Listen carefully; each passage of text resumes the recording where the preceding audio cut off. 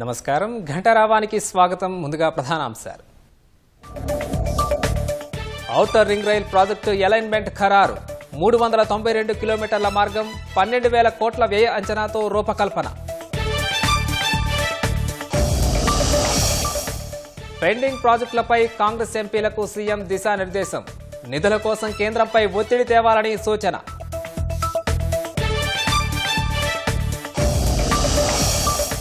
హైదరాబాద్ మహానగరంలో అత్యాధునిక సౌకర్యాలతో నూతన బస్టాండ్. ఎంజీబీఎస్, జేబీఎస్లకు ధీటుగా నిర్మించాలని రవాణా శాఖ ప్రణాళికలు. నేటి నుంచి పార్లమెంటు వర్షాకాల సమావేశాలు. ఆపరేషన్ సింధూర్పై చర్చకు సిద్ధమన్న కేంద్రం.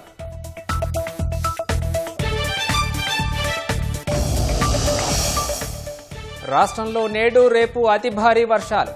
12 జిల్లాల్లో ఎల్లో అలర్ట్ జారీ చేసిన వాతావరణ శాఖ.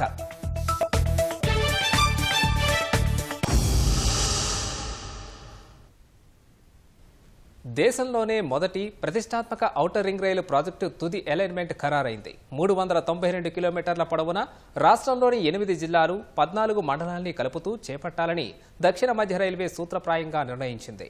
మొత్తం నిర్మాణానికి 12,070 కోట్లు ఖర్చవుతాయని అంచనా ఉండగా రీజనల్ రింగ్ రోడ్డుకు సమాంతరంగా రింగ్ రైలు ప్రాజెక్టు పట్టాలెక్కనుంది. ఈ ప్రాజెక్టుతో రవాణా సేవల్లో మల్టీ మోడల్ కనెక్టివిటీ పెరగనుండగా కాలుష్య ఉద్గారాలు తగ్గనున్నాయి.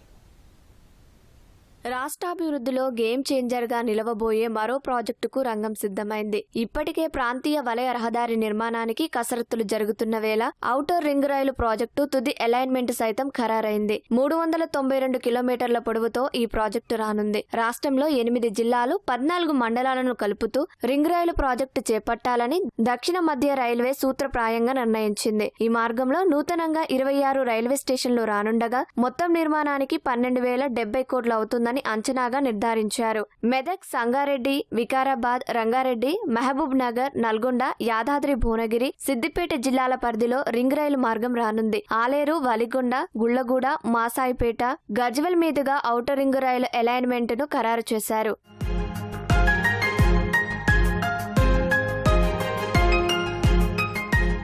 ఔటర్ రింగ్ రైలు ప్రాజెక్టు తుది సర్వేకు 2 ఏళ్ల కింద రైల్వే శాఖ ఆమోదం తెలిపినప్పుడు ప్రతిపాదిత మార్గం 508 కిలోమీటర్లు. తుది సర్వేలో ఈ ప్రాజెక్టుకు దక్షిణ మధ్య రైల్వే అధికారులు 3 ప్రతిపాదనలు సిద్ధం చేశారు. మొదటి ప్రతిపాదన 508.45 కిలోమీటర్లు, రెండోది 511.51, మూడోది 392.02 కిలోమీటర్లుగా నిర్ణయించారు. మూడింటిని పరిశీలించిన రైల్వే శాఖ మంత్రి అశ్విని వైష్ణవ్, గనుల మంత్రి కిషన్ రెడ్డి మొదటి 2 ప్రతిపాదనలు ఆర్ఆర్ఆర్ కు దూరంగా ఉంటాయని సూచించడంతో దక్షిణ మధ్య రైల్వే 3వ అలైన్మెంట్ ను ఖరారు చేసింది. 508 కిలోమీటర్లున్న మార్గంతో పోలిస్తే ప్రస్తుతం ఖరారు చేసిన అలైన్మెంట్ దూరం తగ్గిన అభివృద్ధికి అధిక అవకాశాలున్న ప్రాంతాలకు దగ్గరలో రానుంది.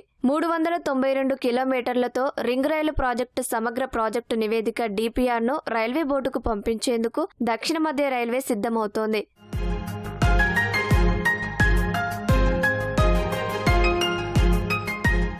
హైదరాబాద్ చుట్టూ 361 కిలోమీటర్ల మేర ఆర్ఆర్ఆర్ రానుంది. దానికి 3 నుంచి 5 కిలోమీటర్ల దూరంలోనే వచ్చేలా ఔటర్ రింగ్ రైలు అలైన్మెంట్ ను ఖరారు చేశారు. 2 చోట్ల మాత్రం 11 కిలోమీటర్ల దూరం ఉండనుంది. ఔటర్ రింగ్ రైలు ప్రాజెక్టులో 6 చోట్ల రైల్ ఓవర్ రైల్ ROR వంతెనలు రానున్నాయి. కొత్త లైన్ ను ఎత్తుగా ఫ్లైఓవర్ లో నిర్మిస్తారు. మాసాయిపేట, గూళ్లగూడ, బూర్గుల, వలిగొండ, వంగపల్లి, గజ్వెల్ ను ROR ప్రాంతాలుగా ప్రతిపాదించారు.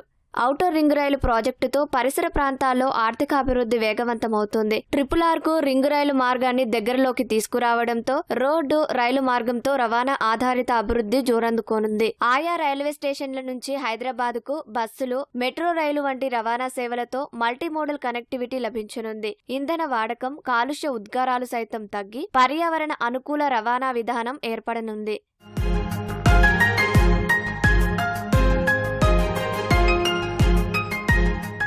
ఔటర్ రింగ్ రైలు ప్రాజెక్టుతో హైదరాబాద్కు పొరుగు జిల్లాలతో మెరుగైన రైలు కనెక్టివిటీ వస్తోంది. అభివృద్ధి అంతా ఒకే చోట కేంద్రీకృతం కాకుండా ఇతర ప్రాంతాల ప్రగతికి దోహదపడనుంది. కొత్త టౌన్షిప్ల అభివృద్ధికి సైతం ఈ ప్రాజెక్టు తోడ్పడనుంది.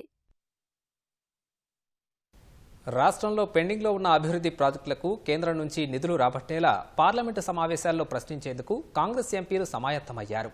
ఈ ఆర్థిక సంవత్సరంలో కేంద్రం నుంచి 22,782 కోట్ల గ్రాంట్లు వస్తాయని బడ్జెట్లో ప్రభుత్వం అంచనా వేయగా ఇప్పటి వరకు అందులో 10% కూడా రాలేదని అధికారులు చెబుతున్నారు. మెట్రో రైలు విస్తరణ, మూసీ పునరుజ్జీవం, triple R, future city, Palamuru Rangareddy సాగునీటి ప్రాజెక్టుకు నిధులపై కేంద్రాన్ని నిలదీయాలని ఎంపీలు ఓ నిర్ణయానికి వచ్చారు. రాష్ట్రానికి సంబంధించిన అంశాలపై ప్రశ్నలు వేసి అధికారికంగా మంత్రుల నుంచి సమాధానాలు రాబట్టాలని యోచిస్తున్నట్లు పలువురు ఎంపీలు తెలిపారు. కొన్ని కేంద్ర మంత్రిత్వ శాఖల్లో నిర్లక్ష్యం వల్ల కూడా నిధుల విడుదలలో ఆలస్యం జరుగుతోందని ఓ కాంగ్రెస్ ఎంపీ పేర్కొన్నారు. పార్లమెంటు సమావేశాల్లో ప్రశ్నించడమే కాకుండా ఎంపీలు బృందాలుగా కేంద్ర మంత్రుల్ని కలిసి పెండింగ్ అంశాలను వివరించాలని సూచించినట్లు ఉప ముఖ్యమంత్రి బట్టి విక్రమార్క తెలిపారు. రాష్ట్రానికి సంబంధించిన పలు ముఖ్యమైన ప్రాజెక్టులకు కేంద్రం నుంచి నిధులు రావాల్సి ఉందని, వాటి వివరాల్ని ఇప్పటికే ఎంపీలకు ఇచ్చామని, పార్లమెంటు సమావేశాలు ప్రారంభమైన తర్వాత మరోసారి వాటిపై అప్రమత్తం చేస్తామని ఆయన పేర్కొన్నారు. హైదరాబాద్ మహానగరంలో అత్యాధునిక బస్టాండ్ను అందుబాటులోకి తీసుకొచ్చేందుకు ప్రభుత్వం ఆలోచన చేస్తోంది. ఇప్పుడున్న ఎంజీబీఎస్, జేబీఎస్లకు ధీటుగా నూతన బస్టాండ్ను నిర్మించాలని ఆర్టీసీ ప్రణాళికలు చేస్తోంది. నూతన బస్టాండ్ కోసం ప్రభుత్వం చేస్తున్న ప్రణాళికలపై రవాణా శాఖ మంత్రి పొన్నం ప్రభాకర్తో మా ప్రతినిధి శ్రీపతి శ్రీనివాస్ ముఖాముఖి. హైదరాబాద్లో అత్యాధునిక సౌకర్యాలతో మరో బస్టాండ్ అందుబాటులోకి రాబోతుంది. ఇంతకీ ఆ బస్టాండ్ ఎక్కడ అందుబాటులోకి రాబోతుంది, ఎటువంటి సౌకర్యాలు కల్పించబోతున్నారు, దానికి సంబంధించి మరిన్ని వివరాలు మనతో పాటు రవాణా శాఖ మంత్రి పొన్నం ప్రభాకర్ కూడా ఉన్నారు. ఆయన అడిగి తెలుసుకుందాం. సార్, హైదరాబాద్లో మరో నూతన బస్టాండ్ రాబోతుంది అంటున్నారు. ఎప్పుడు రాబోతుంది, ఎలాంటి సౌకర్యాలు అందులో ఉండబోతున్నాయి? ఆనాటి అవసరాల కొరకు ఇమ్లిబాన్ బస్ స్టాండ్ నిర్మించిన తర్వాత ఉత్తర తెలంగాణ ప్రాంత ప్రజలకు ఉపయోగపడే విధంగా జేబీఎస్ నిర్మించుకున్నాం. ఇప్పుడు మహబూబ్ నగర్ ఆ ప్రాంత ప్రజలందరికీ ఎయిర్పోర్ట్ దగ్గరలో ఉండే విధంగా ఆరంగడ్ దగ్గర ఒక స్థలం ఉంటే దాన్ని అడుగుతున్నాం, పోలీసులకు అంటా ఉన్నారు. అది కాకుండా వేరే ప్రత్యామ్నాయ స్థలమైనా మాకు ఆ ప్రాంతంలో కూడా ఒక బస్సు స్టాండ్ అనేటువంటిది అన్ని సౌకర్యాలతో ఏర్పాటు చేయాల్సి వస్తుంది. అది కాక రేపు ఫోర్త్ సిటీ, ఫ్యూచర్ సిటీ అనుకునే దగ్గర కూడా ఆర్టీసీ డిపోలకు కానీ బస్ స్టాండ్లకు కానీ స్థలం ఇవ్వమని ఇప్పటికే ప్రభుత్వాన్ని కోరినాం. ఎందుకంటే సిటీ ఎక్స్పాన్షన్ అవుతున్న కొద్దీ బస్ స్టాండ్లకు స్థలాలు దొరకడం అంటే కూడా ఇబ్బంది అవుతూ ఉన్నది. మారుతున్న కాలానికి అనుగుణంగా బస్సుల సంఖ్య పెరుగుతూ ఉన్నది. ప్రజల రవాణా సౌకర్యానికి బస్సు ప్రధానమైనటువంటి వినియోగపరమైనటువంటి అది వేపనైంది. మహిళలకు ఉచితమైన తర్వాత ఇంకా బస్సుల యొక్క డిమాండ్ పెరిగింది కాబట్టి దానికి అనుగుణంగా సౌకర్యాలు పెంచాలి. ఇప్పటికి కూడా బస్సులో డిలే ప్రాసెస్ ఉండొద్దని చిల్లర సంబంధించినటువంటి టికెట్లన్నీ ఒక బేసిక్ అమౌంట్గా చేయడము, దాని తర్వాత దాన్ని కూడా టెక్నాలజీ అడాప్షన్ చేసుకోవడము, ఎటువంటి ట్రావెలర్ ప్యాసింజర్కి ఇబ్బంది కలగద్దు, ఉద్యోగస్తులు కూడా ట్రాన్స్పరెంట్గా చేయాలనేటువంటి అనేక అధునాతనమైన విధానాలు తీసుకొని వస్తాను. గతం కంటే ఆర్టీసీ చాలా రకంగా ఈవెన్ కొత్త బస్సులు కొనుగోవడం చేయడం, కొత్త ఉద్యోగాలు ఇవ్వడం, కారుణ్య నియామకాలు చేపట్టడం, పాత బకాయిలను తీర్పడం, వారికి అనేక పథకాలకు అవకాశం కల్పించడం, ఇవన్నీ కూడా చేస్తున్న సందర్భంగా ముఖ్యంగా మహిళలకు కూడా మహిళా సంఘాలతో బస్సులు కొనుగోలు చేసి ఈ విధంగా ఆర్టీసీ ఆపరేషనల్ లాస్ నుంచి ఓవర్కమ్ అయి లాభాలకు పడ్డది మహాలక్ష్మి కార్యక్రమంలో. సో ఇన్ఫ్రాస్ట్రక్చర్ డెవలప్మెంట్ చేయాలని కూడా ఇప్పటికి ఒక 10-15 నియోజకవర్గాల బస్ స్టాండ్లు రిపేరు కొత్తగా కడతా ఉన్నాం. రాబోయే కాలంలో అన్నీ కూడా in a modern look with modern facilities and buses reaching to every village. బస్సుల ప్రయాణికుల సౌకర్యము, కార్మికుల సంక్షేమము, ప్రయాణికుల సంక్షేమం, ఈ యొక్క ఆలోచనతో ముందుకు పోతా ఉన్నాం. ఓకే, ఈ ఆరంగర్లో నిర్మించేటువంటి బస్ స్టాండ్ రాష్ట్ర అంతర్రాష్ట్రకు సంబంధించినటువంటి బస్సులు ఆగే విధంగా ఉంటుందా? ఎన్ని ఎకరాల్లో నిర్మించే అవకాశం ఉంటుంది? దాని ప్రణాళికలు తయారు చేయాలి. స్థలానికి సంబంధించి కొంత ప్రభుత్వం దగ్గర ఇంకా క్లారిటీ తీసుకోవాల్సి ఉన్నది. మేము అడుగుతూ ఉన్నాం. గౌరవ స్థానిక శాసనసభ్యుడు, ముఖ్యమంత్రి గారు, మేము అందరం కూడా అది ప్రయాణ అవసరాల కొరకే కాబట్టి పోలీసులకు సంబంధించి ఎక్కడ అవసరం ఉన్నా దానికి సంబంధించి తీసుకునే అవకాశం ఉంటుంది. వాళ్ళకి సంబంధించినటువంటి బటాలియన్స్ కావచ్చు, లేదా ఇతరత్ర అంశాలకు సంబంధించి కాబట్టి ఇది ప్రయాణికులకు అన్ని దిక్కుల జంక్షనల్, అటు right side, left side, centre అన్నిటికీ ఉపయోగపడే విధంగా జూబ్లీ బస్ స్టాండ్ కట్టమంటే అది జూబ్లీ ఇటు నిజామాబాద్ పోవడానికి, అటు వరంగల్ పోవడానికి, అటు కరీంనగర్ పోవడానికి 3 జంక్షన్ సెంటర్ ప్లేస్. ఇక్కడ కూడా అట్లనే నల్గొండ పోవాలన్నా, మహబూబ్ నగర్ పోవాలన్నా, దాని తర్వాత ఇంకా ఏ వైపున పోవాలన్నా కూడా, ఇటు వికారాబాద్ సైడ్ పోవాలన్నా కూడా అదొక ఉపయోగపడే విధంగా ఉండాలనేది మా ఆలోచన. ఓకే, ఈ మహిళలకు మహాలక్ష్మి స్కీమ్ వచ్చిన తర్వాత బస్సుల సంఖ్య ఇంకా పెంచాల్సిన ఆవశ్యకత ఉందని మహిళలు అంటున్నారు. ఈ లెక్కన మనం ఇంకెన్ని కొత్త బస్సులు తీసుకురాబోతున్నాం? తప్పకుండా బస్సుల సంఖ్య పెంచుతూనే ఉన్నాం. కానీ గత 10 సంవత్సరాల నుంచి 15 సంవత్సరాలు బస్సులు కొరకని కారణంగా ఆర్టీసీ సంస్థలో ఉన్నటువంటి కేంద్ర ప్రభుత్వ నిబంధన ప్రకారంగా 15 సంవత్సరాల బస్సులు వాడం. వాటి రిప్లేస్మెంట్కు సరిపోతా ఉన్నాయి. కొత్తవి కూడా ఇంట్రడ్యూస్ చేస్తూ ఉన్నాం. ఇంకా పెద్ద ఎత్తున కొనాల్సిన అవసరం ఉన్నది. ఆర్థికపరమైన ఇబ్బందుల వల్ల కొనలేకపోతున్నా, అందుకే మహిళా సంఘాల సహకారంతో బస్సులు కొనుగోలు చేస్తున్నాం. మళ్ళీ పట్టెలెక్కేయడం అనేటువంటిది కొంత కష్టమైన పనే, కానీ ప్రభుత్వ సహకారం, entire cabinet support, public support, డిపార్ట్మెంట్లో ముఖ్యంగా I appreciate my driver and conductors hard work and department management top to bottom అందరూ కూడా దీంట్లో ఇన్వాల్వ్ అయ్యారు కాబట్టి ముందుకు పోతా ఉన్నాం. తప్పకుండా RTC role model for entire country. Okay sir, thank you. ఇది మొత్తానికైతే హైదరాబాద్లో మరో అధునాతనమైనటువంటి బస్ స్టాండ్ అందుబాటులోకి రాబోతుంది. దాన్ని అరంగర్లో కట్టాలనే ఆలోచనలో ప్రభుత్వం ఉన్నట్లు తెలుస్తుంది. దానికి సంబంధించినటువంటి భూసేకరణకు సంబంధించినటువంటి పనులు కూడా చకచకా సాగుతున్నాయి అంటున్నారు. దాంతోపాటు ఆర్టీసీ అధునాతనమైనటువంటి ఎలక్ట్రిక్ బస్సులను కూడా కొనుగోలు చేయాలని చూస్తుందని రవాణా శాఖ మంత్రి పొన్నం ప్రభాకర్ గౌడ్ అంటున్నారు. కెమెరామెన్ రమణ మహేష్తో శ్రీనివాస్, ఈటీవీ న్యూస్, హైదరాబాద్. రాష్ట్రంలో నేడు రేపు పలు జిల్లాల్లో అతి భారీ వర్షాలు కురిసే అవకాశం ఉందని వాతావరణ శాఖ హెచ్చరించింది. కొన్ని జిల్లాలకు ఎల్లో అలర్ట్ జారీ చేసింది. ఆదిలాబాద్, కుమరంభీం, ఆసిఫాబాద్, మంచిర్యాల, కరీంనగర్, పెద్దపల్లి, జయశంకర్ భూపాలపల్లి, మహబూబాబాద్, వరంగల్, హన్మకొండ జిల్లాలు, మెదక్, కామారెడ్డి, నాగర్ కర్నూలు జిల్లాల్లో కొన్ని చోట్ల అతి భారీ వర్షాలు కురవనున్నాయి. నిర్మల్, నిజామాబాద్, జగిత్యాల, రాజన్న సిరిసిల్ల, ములుగు, భద్రాద్రి కొత్తగూడెం, ఖమ్మం జిల్లాలు సహా జనగామ, సిద్దిపేట, యాదాద్రి, రంగారెడ్డి, హైదరాబాద్, మేడ్చల్, మల్కాజ్గిరి, వికారాబాద్, సంగారెడ్డి, మహబూబ్ నగర్, వనపర్తి జిల్లాల్లో అక్కడక్కడ భారీ వర్షాలు పడనున్నాయి. బుధ, గురువారాల్లో కూడా పలు జిల్లాల్లో భారీ వర్షాలు కురిసే అవకాశాలున్నట్లు వాతావరణ శాఖ తెలిపింది. దక్షిణ కర్ణాటక నుంచి దక్షిణ కోస్తాంధ్ర వరకు ద్రోణి కొనసాగుతోందని పేర్కొంది. సికింద్రాబాద్ కంటోన్మెంట్ ఎమ్మెల్యే శ్రీ గణేష్ కారును గుర్తు తెలియని వ్యక్తులు అడ్డగించారు. ఉస్మానియా విశ్వవిద్యాలయం ప్రాంతంలో జరిగే బోనాల వేడుకల్లో పాల్గొనేందుకు వెళ్తుండగా 6 యువకులు అడ్డుకున్నారు. తనపై దాడి కోసం కారును అడ్డగించారని MLA Sri Ganesh OU police స్టేషన్లో ఫిర్యాదు చేశారు. పోలీసులు మాత్రం ఎమ్మెల్యే కారు సైరన్ మోగడం, యువకులకు సైడ్ ఇచ్చే విషయంలో గన్మెన్లతో గొడవ జరిగినట్లు చెబుతున్నారు. సీసీటీవీ కెమెరాల ఆధారంగా మరింత దర్యాప్తు చేస్తున్నట్లు తూర్పు మండల డీసీపీ బాలస్వామి తెలిపారు.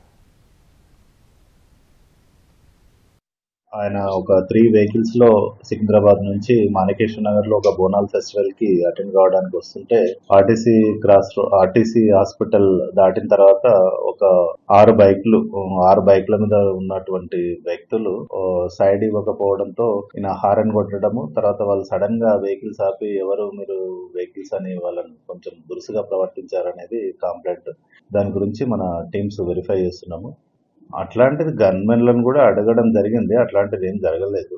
బట్ గన్మెన్లు ఉండి చూసి అయితే ఏంటి అన్నట్టు మాట్లాడారు. దాడి అట్లాంటిది ఏం జరగలేదు, ఓన్లీ న్యూసెన్స్ లాగా అడ్డగించినట్టు తెలుస్తా ఉంది. మెదక్ జిల్లా తూప్రాన్లో ఒకే రోజు 25 మందిపై కుక్కల దాడి చేశాయి. పట్టణంలో పలు వార్డుల్లో కనిపించిన వారిపై పిచ్చి కుక్క దాడి చేస్తూ పారిపోయింది. తూప్రాన్ 1వ వార్డుకు చెందిన విశాల్, లిఖిత దంపతుల 3 ఏళ్ల కుమారుడు అనిరుద్ధ్ కన్నుపై తీవ్రంగా దాడి చేసింది. తూప్రాన్లో ప్రాథమిక చికిత్స అనంతరం అనిరుద్ధ్ను హైదరాబాద్కు తరలించారు. అనిరుద్ధ్కు అయిన గాయాలు చూసిన తల్లిదండ్రులు విలపించిన తీరు అందరినీ కన్నీరు పెట్టించింది. సురేష్, శిరీష దంపతుల కుమారుడు రితీష్కు సైతం చేతికి తీవ్ర గాయం చేసింది. బోనాల వేడుకల్లోనూ పలువురిని కుక్క కరవడంతో తూప్రాన్ ఆసుపత్రికి తరలివచ్చారు. 25 మందికి పైగా బాధితులకు చికిత్స అందించినట్లు వైద్యులు తెలిపారు.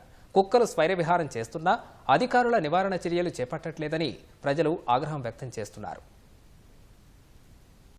రితిక్ అండి ఇంటి దగ్గర వాకిట్లో ఆడుకుంటున్నాడు. ఇంటి దగ్గర వాకిట్లో ఆడుకుంటుంటే కుక్క ఒకటి వచ్చి బాబుని పడుకోబెట్టి మీద నుంచి ఇట్లా ఎక్కి మొత్తం కొరికేసింది. మేము వచ్చి ఎంతలో కొట్టినా అది వెళ్ళలేదు. తర్వాత చూచు అని అందరు బాయ్స్ రాగానే అది వెళ్ళిపోయింది. మొత్తము ఇంట్లోకి వెళ్ళి మరీ కరుస్తున్నాయంట కుక్కలు. చాలా భయం వేసింది. కొంచెం మా కుక్కల బాధ నుంచి కొంచెం తప్పియండి, ఫుల్ భయం వేసింది. మా పిల్లలకు ప్రాణాపాయం ఉంది. ఇప్పుడే బయటనే నేను బాసన పోతున్నా, మా పిల్లాడు ఆడుకుంటూ బయట వాకిట్నే ఆడుకుంటుండు. ఆడుకునే వరకు కుక్క ఎటు నుంచి వచ్చిందో తెలియదు. కరిచింది, ఇక వాడికి అంతా అయినా గుంజుకొని తీసుకుపోతుంది. ఇంకా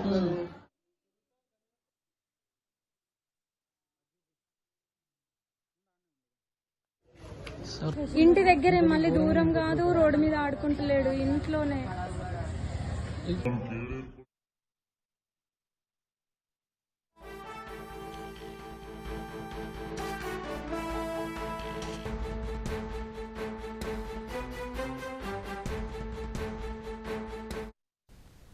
తాజా అంశాన్ని చూస్తున్నాం. జీవో నెంబర్ 49ని రద్దు చేయాలని డిమాండ్ చేస్తూ ఆదివాసీ సంఘాల ఆధ్వర్యంలో ఆదిలాబాద్ జిల్లా బంద్ కొనసాగుతోంది.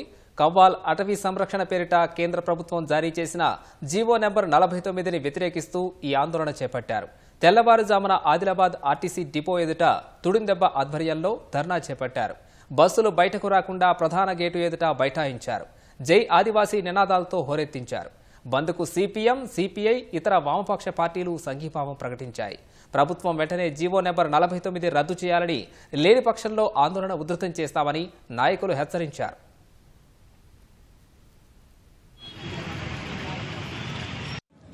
కేంద్ర ప్రభుత్వం యొక్క కనుసన్నల్లో తీసుకొచ్చినటువంటి జీవో 49ని రద్దు చేయాలని చెప్పి డిమాండ్ చేస్తూ తుడుందెబ్బ మరియు ఇతర ఆదివాసీ సంఘాల ఆధ్వర్యంలో ఈ రోజున ఆదిలాబాద్ ఉమ్మడి జిల్లాను బంద్ పాటిస్తూ ఉన్నారు.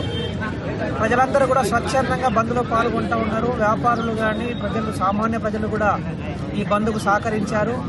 బంద్ విజయవంతం అయ్యింది. ఇప్పటికైనా కేంద్ర రాష్ట్ర ప్రభుత్వాలను పునరాలోచన చేయాలి.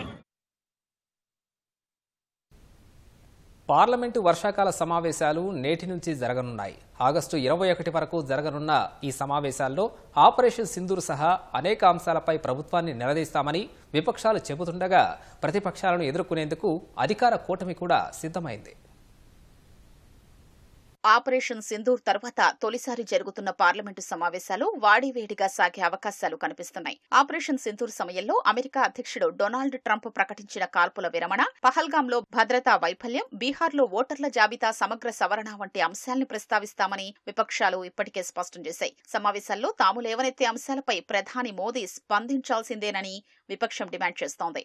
ఈ మేరకు రాజ్యసభ పక్షనేత జేపీ నడ్డా అధ్యక్షతన ఆదివారం జరిగిన అఖిలపక్ష సమావేశానికి అధికార పక్షంతో పాటు విపక్ష పార్టీల నాయకులు హాజరై తమ డిమాండ్లను ప్రస్తావించారు. ఆపరేషన్ సింధూర్ నేపథ్యంలో పాక్ ను ఎండగట్టడానికి విదేశాలకు బృందాలుగా వెళ్లిన ఎంపీలు ఆ అంశంపై సభలో చర్చను కోరుకుంటున్నారు. అయితే ఆపరేషన్ సింధూర్ పై ప్రధాని పార్లమెంట్లో సమాధానం చెప్పకపోవచ్చని ప్రభుత్వ వర్గాలంటున్నాయి. రక్షణ మంత్రి రాజ్నాథ్ సింగ్ సవివర ప్రకటన చేస్తారని చెబుతున్నాయి.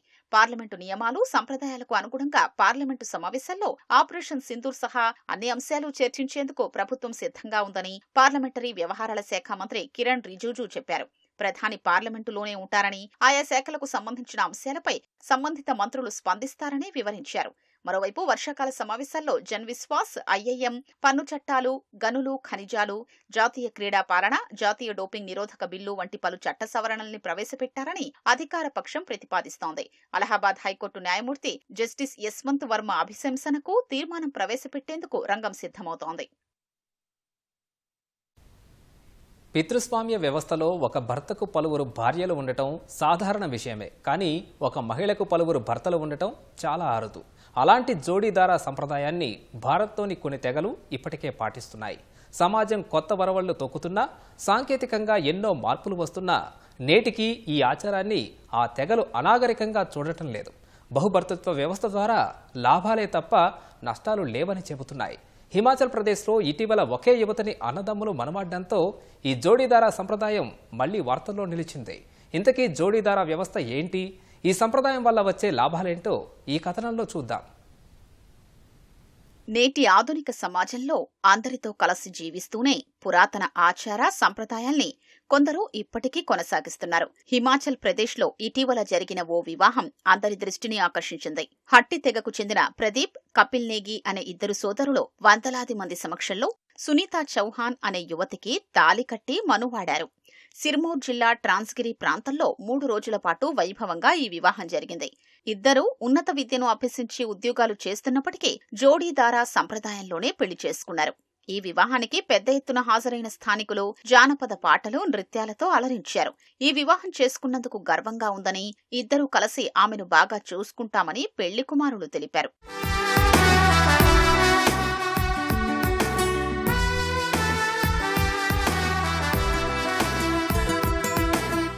ఇద్దరు లేదా అంతకంటే ఎక్కువ మంది సోదరులు ఒకే మహిళను వివాహం చేసుకునే విధానమే జోడీదారా. దీన్ని జజ్దాగాను పిలుస్తారు. పెళ్లి కుమారుడి ఇంటికి వధువును ఊరేగింపుగా తీసుకొనొస్తారు. అక్కడ జరిగే వివాహ తంతును సీంజ్గా వ్యవహరిస్తారు. ఆ మహిళకు పుట్టే పిల్లలకు భర్తల్లో పెద్ద సోదరుణ్ణి తండ్రిగా పేర్కొంటారు. బహుభర్తృత్వంపై నిషేధం ఉన్నప్పటికీ జోడీదార్ చట్టం ప్రకారం స్థానిక ప్రభుత్వం దీన్ని గుర్తిస్తున్నట్లు సమాచారం. హిమాచల్ ప్రదేశ్, ఉత్తరాఖండ్ సరిహద్దు ప్రాంతాల్లో హట్టి అనే తెగ ఉంది. సిర్మౌర్ జిల్లాలో పర్వత ప్రాంతాల్లోని దాదాపు 450 గ్రామాల్లో వీరు వ్యాపించి ఉన్నారు. మొత్తంగా వీరి జనాభా దాదాపు 3 లక్షలుంటుంది.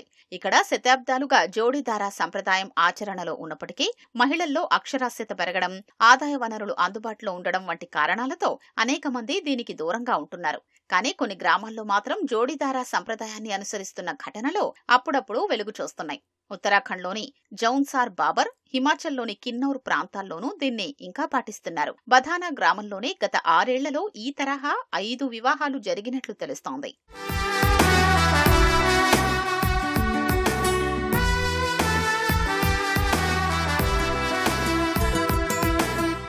జోడీదారా సంప్రదాయం వెనుక అసలు కారణం పూర్వీకుల భూమి మరింత విభజనకు గురికాకుండా చూడటమేనని కేంద్రీయ హత్తి సమితి జనరల్ సెక్రటరీ కుందన్ సింగ్ శాస్త్రి వెల్లడించారు. 1000 ఏళ్ల కిందటే ఈ పద్ధతి మొదలైందన్న ఆయన 2 లేదా అంతకంటే ఎక్కువ మంది సోదరులు ఒకే మహిళను పెళ్లి చేసుకోవడం ద్వారా ఉమ్మడి కుటుంబంలో సోదరభావం, పరస్పర అవగాహనను పెంచడం మరో కారణమన్నారు. పెద్ద కుటుంబం ఉండి అందులో ఎక్కువ మంది పురుషులు ఉంటే గిరిజన సమాజంలో మరింత సురక్షితంగా ఉండొచ్చనే భావన కలుగుతుందన్నారు. ఈ జోడీదార్ సంప్రదాయం వల్ల నష్టాల కన్నా తమకు లాభాలే ఉంటాయని స్థానికులు చెప్తున్నారు. यही है कि घर परिवार ठीक रहता है, संबंध रहते हैं और बाकी भाई बंदी रहती है, जमीनी बढ़ती ज्यादा। बाकी घर का ये भी होता कि भाई घर में अगर घर संभाल रहा है एक भाई तो बाहर से कमा के ला रहा है, खर्चा पानी ठीक रहता है। बच्चे कम होएंगे तो 2 भाई कवर कर ही लेता है सारा, 4 भाई 2 शादी। కొన్నేళ్లుగా జోడీదారా సంప్రదాయాన్ని పాటించే తెగల్లో దీనిపై కొంచెం కూడా సంకుచిత భావం లేదు. ఈ ఆచారం వల్ల తమ కుటుంబ వ్యవస్థ బలపడిందని హట్టి తెగవారు చెప్తున్నారు.